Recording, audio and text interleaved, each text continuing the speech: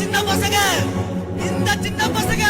2026 தேர்தலில் உங்கள் ஆட்சிக்கு முடிவுரை எழுதி எங்கள் தலைவர் நல்லாட்சிக்கு துவக்க உரை எழுதுவோம். இதை நடத்தியே தீர்வோம். எத்தனை அதட்டல்கள், உருட்டல்கள், மிரட்டல்கள் வந்தாலும் அஞ்ச மாட்டோம். தேர்தல் களத்தில் உங்கள் கதை முடிக்கும் வரை வாழ மாட்டோம். பல இடங்கள்ல சொன்ன சின்ன பசங்கன்னு ஏளனமா பார்க்காதீங்க. இந்த சின்ன பசங்க என்ன செய்வாங்கன்னு காட்டுவோன்னு பல மேடைகள்ல நான் பேசியிருக்கிறேன். அண்ணன் முன்னாடியும் பேசியிருக்கிறேன்.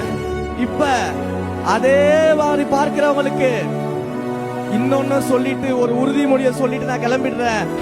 இந்த சின்ன பசங்க வருங்காலத்துல எதிர்கட்சியே இல்லாத சட்டமன்றத்தில் எங்கள் அண்ணனை முதலமைச்சராக அமர வைப்போம். இது வருங்காலத்தின் வரலாறாக மாறும்.